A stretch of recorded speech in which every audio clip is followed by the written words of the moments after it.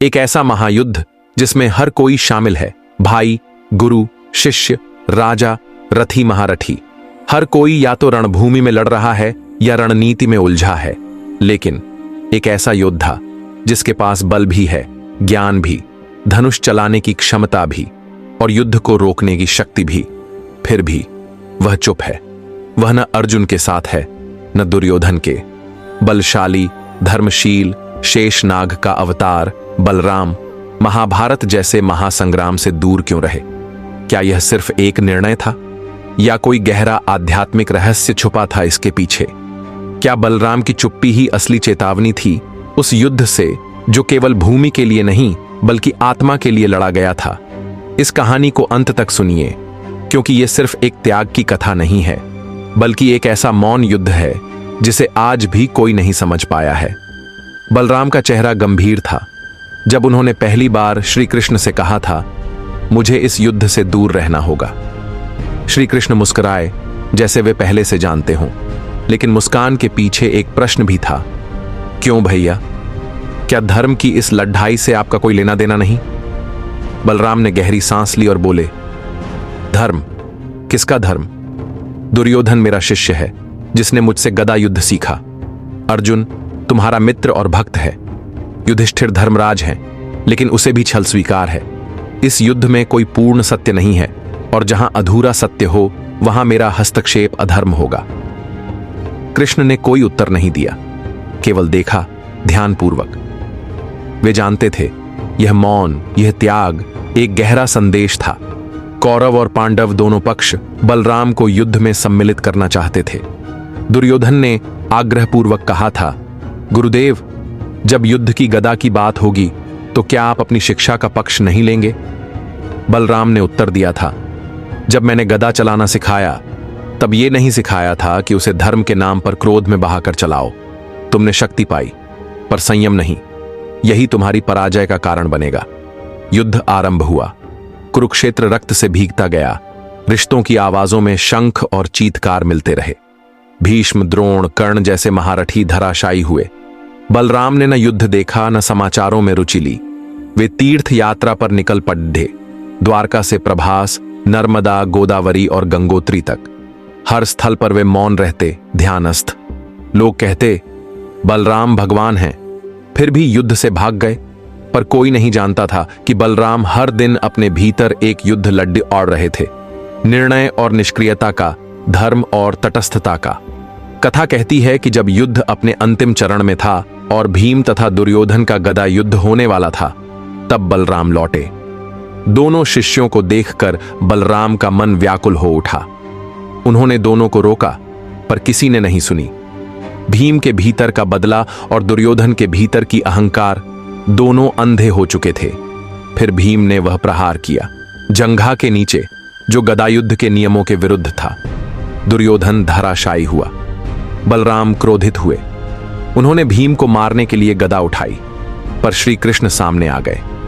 भैया, कृष्ण बोले, जो आज तुम करोगे वह न्याय नहीं, प्रतिक्रिया होगी, और जब न्याय प्रतिक्रिया में बदल जाए तो वह भी अधर्म हो जाता है। बलराम कांपते हाथों से गदा नीचे रख दी। उन्होंने देखा कृष्ण ने पांडवों को विजय दिलाई, पर उसका मूल्य चुकाया धर्म के भीतर का संतुलन खोकर। बलराम फिर मौन हो गए। इस बार का मौन केवल बाहरी नहीं था, यह एक समर्पण था। वह युद्ध नहीं लड़े, पर जो देखा उसे जीवन भर याद रखा। वर्ष बीत गए। कुरुक्षेत्र अब श्मशान भूमि नहीं रहा, पर उसकी राख में अब भी इतिहास की गर्मी बाकी थी। महाभारत केवल एक युद्ध नहीं था, वह चेतना का वह संधिकाल था जहां मनुष्य ने अपने भीतर झांकना सीखा। श्री कृष्ण अब भी द्वारका में थे, पर वे बदल गए थे। उस हंसते चंचल कृष्ण में अब एक गहरी शांति थी, एक ऐसा मौन जिसे केवल वही समझ सकता है जो सब कुछ जानकर भी शांत रहना सीख ले। एक दिन प्रभास क्षेत्र से लौटे एक साधक ने श्री कृष्ण को प्रणाम किया और कहा, मैं बलराम जी के चरणों से लौटा हूं। वहां मौन है, पर वह मौन भी बोलता है। उनकी दृष्टि में कोई क्रोध नहीं, कोई प्रश्न नहीं, केवल आत्मा का प्रकाश है। श्री कृष्ण मुस्कुराए।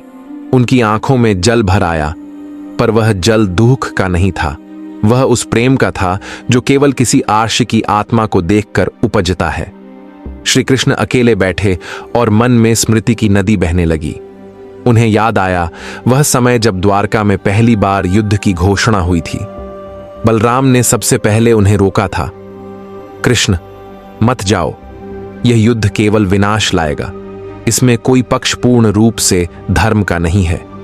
तुम क्यों किसी एक पक्ष के सारथी बनना चाहते हो? श्री कृष्ण ने तब केवल एक उत्तर दिया था, क्योंकि जो धर्म से दूर जा रहे हैं उन्हें धर्म के केंद्र तक पहुंचाना ही मेरा कार्य है। बलराम चुप हो गए थे, पर आज श्री कृष्ण जान चुके थे कि बलराम ने उस दिन युद्ध को ठुकराकर जो किया था वह भी एक कर्मयोग ही था। जब सब कुछ तुम्हारे पास हो, शक्ति, ज्ञान, मार्ग, और फिर भी तुम स्वयं को रोक लो, वह त्याग किसी युद्ध से बड़ा होता है। बलराम की अनुपस्थिति ने ही युद्ध को सच दिखाया। अगर वे होते तो शायद यह युद्ध स्थगित होता या विकृत होता, पर उनके मौन ने युद्ध को उसकी संपूर्णता में उभरने दिया, बिना हस्तक्षेप के, बिना दिशा बदले। श्री कृष्ण ने उस दिन यह स्वीकार किया कि बलराम युद्ध से बाहर नहीं थे, वे युद्ध के ऊपर थे। बलराम ने यह दिखा दिया कि धर्म केवल शस्त्र उठाने में नहीं, बल्कि यह जानने में भी है कि कब शस्त्र न उठाए जाएं। महाभारत के अंत के वर्षों बाद जब यदुवंश स्वयं अपने ही हाथों समाप्त होने को था, तब श्री कृष्ण एकांत में बैठे थे। उन्होंने सब कुछ खो दिया था, अपना कुल, अपने मित्र, अपना समय। केवल एक आत्मा अब भी जीवित थी, जो कभी उनका सहचर था, कभी उनका प्रतिपक्ष और हमेशा उनका संतुलन, बलराम। कहा जाता है कि श्री कृष्ण जब अपने अंतिम समय में वन में बैठे थे, तब उन्हें एक ज्योति आकृति समुद्र से ऊपर उठती दिखाई दी। वह आकृति धीरे धीरे उनके निकट आई, शांत, धवल और दिव्य। वह बलराम की आत्मा थी। न शब्द था, न स्पर्श, केवल दो दिव्य आत्माएं आमने सामने थीं। श्री कृष्ण ने मौन में कहा, भैया, तुम सही थे। युद्ध केवल बाहर ही नहीं होता, भीतर भी होता है, और तुमने वह भीतर का युद्ध जीत लिया था जो मैं आज भी लड़ रहा हूं। बलराम की आत्मा ने कोई उत्तर नहीं दिया। वह केवल धीरे धीरे ऊपर उठी, जैसे कोई नदी सागर में विलीन हो रही हो। श्री कृष्ण ने अपनी आंखें बंद कीं। अब उन्हें मृत्यु का भय नहीं था, ना ही विचोह का दुह। उन्हें बस यह झांक था कि कोई ऐसा भी था जिसने जीवन भर केवल संतुलन साधा और उसी संतुलन में अमर हो गया। बलराम की कथा यहीं समाप्त नहीं होती, वह हर युग में पुनः जीवित होती है। जब कोई मनुष्य यह निर्णय करता है कि वह तब शस्त्र नहीं उठाएगा जब उसकी आत्मा उसे रोके। बलराम हमें सिखाते हैं, कभी कभी मौन अधिक बलवान होता है, कभी कभी पीठ मोड़ना भी पराक्रम होता है, कभी कभी धर्म का रक्षक वह होता है जो किसी भी पक्ष में नहीं होता, बल्कि धर्म की मर्यादा के मध्य खड़ा रहता है, अकेला, अडिग और मौन। श्री कृष्ण की लीला को संसार समझ गया, पर बलराम की मौन लीला आज भी रहस्य है। और यही वह रहस्य है जो हमें सिखाता है कि जीवन में हर बार लड़ना जरूरी नहीं होता। कभी कभी न लड़ना सबसे बड़ी जीत होती है। अगर आपको यह कथा प्रेरणादायक लगी हो तो कृपया वीडियो को लाइक करें, अपने विचार कमेंट में साझा करें और अपने मित्रों व परिवार के साथ इसे जरूर शेयर करें। ऐसी और भी अनसुनी, ऐतिहासिक व प्रेरणात्मक कहानियों के लिए हमारे चैनल को सब्सक्राइब करें और बेल आइकॉन दबाना न भूलें।